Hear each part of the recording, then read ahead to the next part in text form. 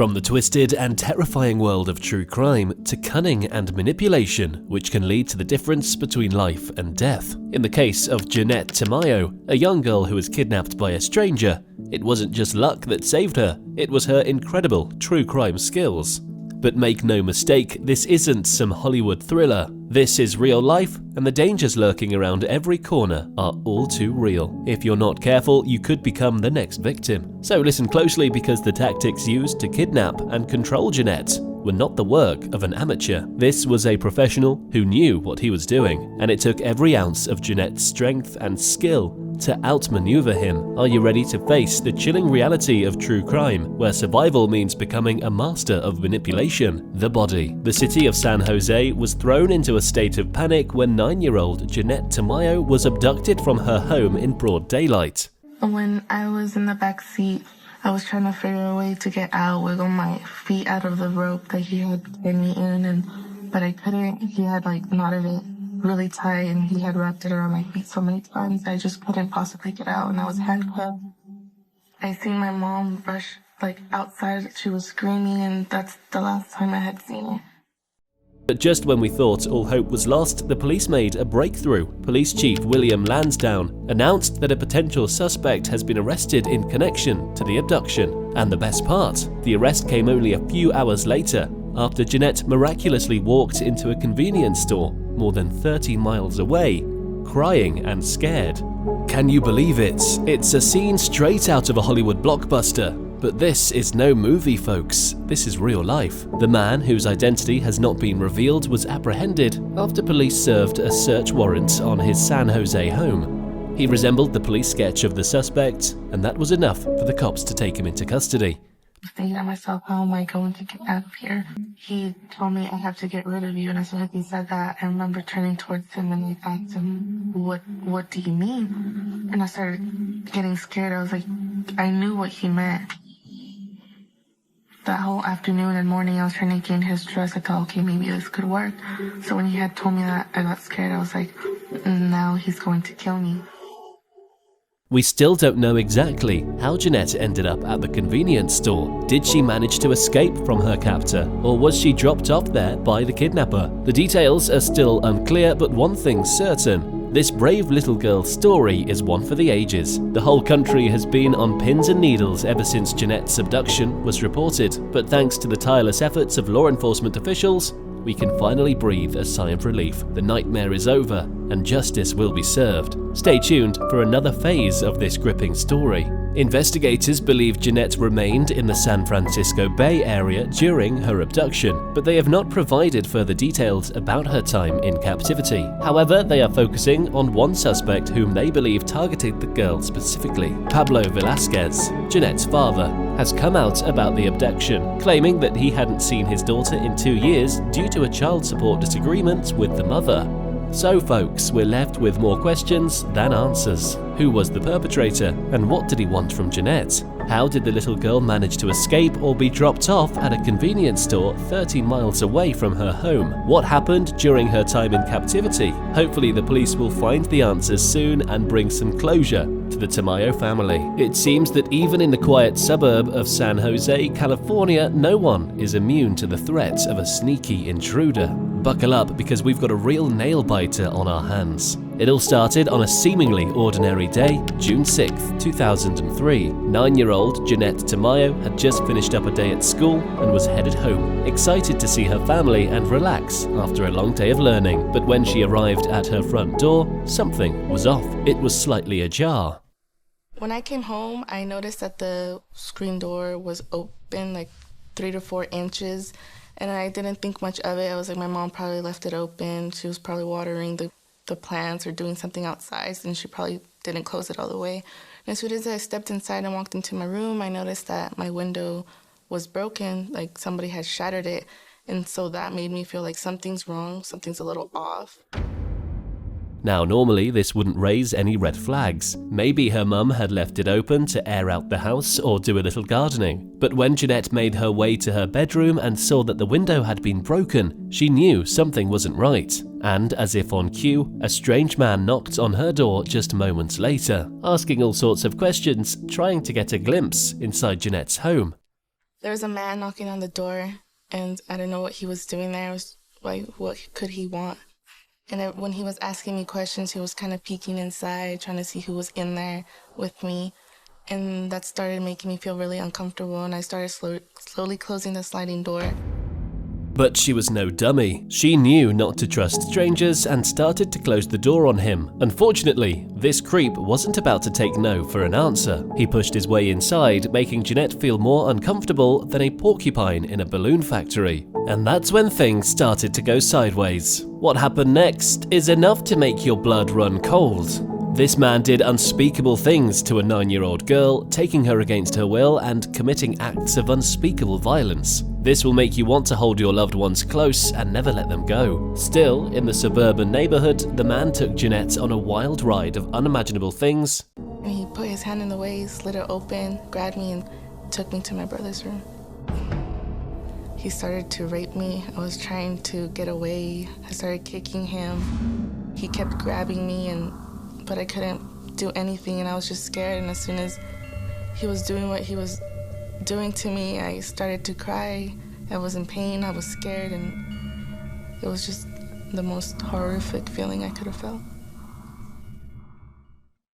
After their romp, the man wasn't quite done with his mischievous antics and forced poor Jeanette into the back of his car, parked so sneakily in the garage. Just as he was about to make his great escape, Jeanette's mother and brother arrived home, and boy was in for a shock. Noticing the suspicious car, they investigated further and saw Jeanette, who desperately needed rescuing, but the man had other plans and showed his true colors when he brutally attacked them both. With a courageous heart, Jeanette's mother asked the man what he wanted, only to be met with a chilling response: "You know what I want." With no other options, the man forced Jeanette into the boot of his car and sped off into the night, leaving Jeanette's family in a state of panic and despair. What will happen next?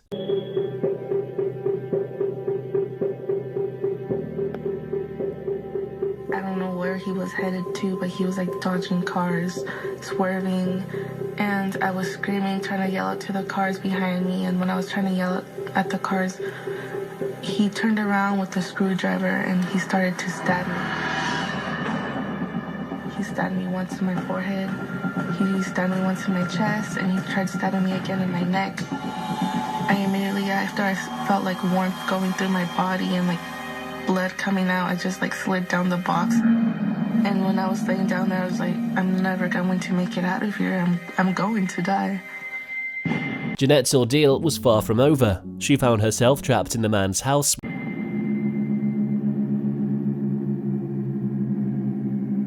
He took me out and I was like leaning against the car and I was trying to hop my way out, and as soon as I was like hopping away, he grabbed me and had picked me up, had thrown me over his shoulder, and he had taken me into the house and upstairs to a room where you needed a key, where he repeatedly abused and threatened her. He started raping me again, and I was crying at the time. I couldn't even fight it. I felt hopeless. I was just like, I'm not going to make it out of here. He's going to hurt me. He kept her handcuffed and locked up on the second floor, but Jeanette was not one to give up easily. Despite her desperate situation, she remained calm and tried to talk to her captor to gain his trust. Jeanette began to open up to him about her life and family. To like roll around and just look, he would wake completely up and look at me.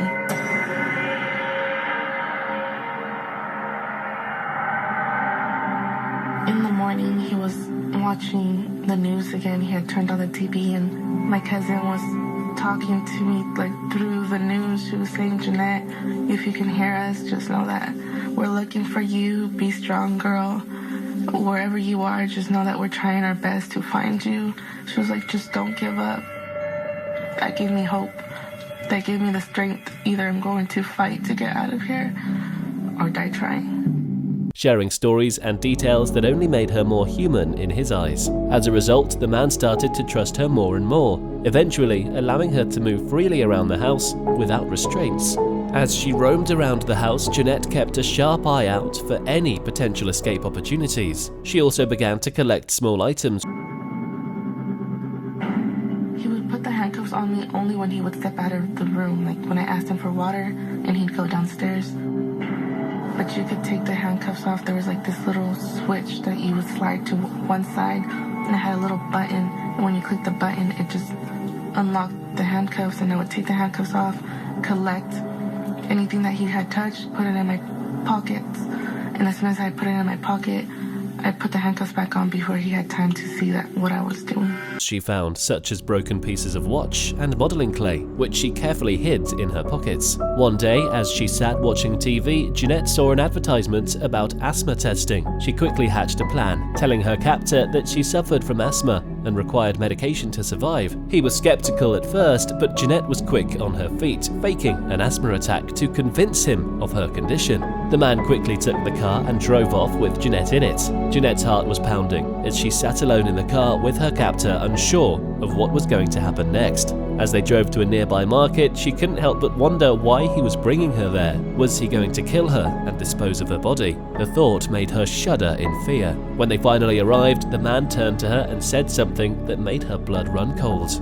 "If you tell anyone anything about me, I will come back and kill you and your family." With that, he drove off, leaving Jeanette stranded and terrified. In a state of shock, Jeanette stumbled into the nearest shop and began to cry hysterically. The shop owner rushed over to her, concerned for her well-being. She pleaded with him not to call the police, fearing for her safety and the safety of her family. But the shop owner knew something was wrong and that he had to act fast. He offered Jeanette his phone, and she attempted to call a number that she had memorized, hoping against hope that someone would answer. But all she got was a voicemail message, and she sank to the floor in despair. The shop owner asked her what her name was, and as soon as she told him, he realized that she was the missing girl who had been all over the news. He knew he had to act quickly, so he contacted the police and reported that he had found Jeanette. Within minutes, the police arrived, and Jeanette was reunited with her family, who were overjoyed to see her alive and well. The man who had taken her was eventually caught and brought to justice, but Jeanette never forgot the terror she had experienced that day. From that moment on, she vowed to always be vigilant and never take her safety for granted, and she knew that she owed her life to the kind-hearted shop owner who had been brave enough to help her when she needed it the most.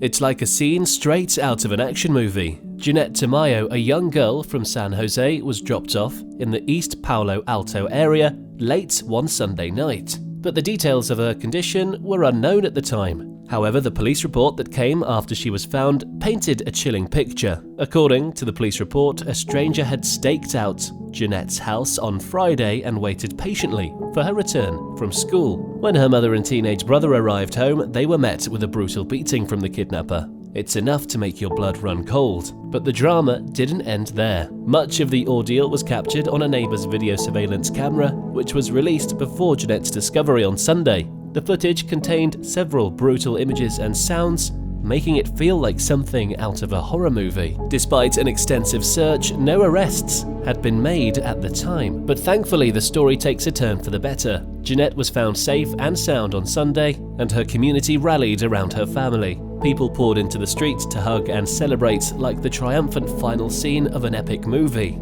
Karen Camfolt, the neighbor who captured the kidnapping on her surveillance cameras, described the whole thing as like a Hollywood script. The tape showed a man pulling up in front of Jeanette's house, entering it, and then waiting in his car before finally following the young girl inside. It's like watching a horror movie where you know something terrible is going to happen, but you're powerless to stop it. As the tape continued, it wasn't enough. Jeanette's mother and teenage brother arrived home only to be savagely beaten by the kidnapper. The sound of the attack is chillingly audible on the surveillance footage, and it's a haunting reminder of the violence that can occur when we least expect it. It's like watching a scene out of a Hollywood blockbuster, as Jeanette's aunt drives off, leaving her brother to fend for himself against the attacker. He tries to pry open the garage door to rescue his sister, but instead, he's attacked and choked. The poor boy didn't stand a chance against the violent assailant. As the neighbor's surveillance tape continues to play, the events become more and more terrifying. The suspect's car speeds out of the driveway, crushing rose bushes as it goes. Inside the car, the little girl, Jeanette Tamayo, is trapped and terrified. The footage is so disturbing that it's hard to believe this isn't just a script for a thriller movie. But unfortunately, it's all too real, and it's a reminder that we must always be vigilant and aware of our surroundings. The human spirit may be resilient, but it's also fragile, and we must do all we can to protect it. And when Jeanette was finally found, she walked out of the East Palo Alto police station and into a waiting car, smiling at television cameras. It was like the credits were rolling, and we could all breathe a sigh of relief. But let's not forget the hero of the story, Issa Yassin, the owner of the East Side Market. When Jeanette walked into his shop, crying and scared, he recognized her and immediately called the police. It's like he was the wise old sage who always knew what to do in a crisis. The whole thing was like a roller coaster ride of emotions with twists and turns that kept us on the edge of our seats. But in the end, the resilience and strength of the human spirit prevailed. And that's a happy ending that's better than any Hollywood script. Hold on to your hats, folks, because we have another twist in this harrowing tale. After the abduction of 9-year-old Jeanette Tamayo, the police were hot on the trail of the suspect. They released a sketch of him to the public, hoping for any leads. Rosalie Tamayo, Jeanette's mother, and her son were treated at a hospital after the violent attack and were later released. They both told the police that they did not recognize the intruder, whose face could not be seen clearly in the video. The police were determined to catch this kidnapper, and they had a good lead. They described the suspect as being in his 30s to early 40s, from 5 feet 2 to 5 feet 5 inches tall, and weighing about 160 pounds. He was dark-haired, unshaven, and wore a grey beanie and silver-coloured shirt. The police believed that he may have scratches on his face or arms from a struggle with Jeanette's mother. The sketch of the suspect was all over the news, and people were on the lookout for him. It seemed like it was only a matter of time before he was caught. The police were working tirelessly, and finally they got a break. They had a potential suspect in custody, but they needed to make sure it was the right person.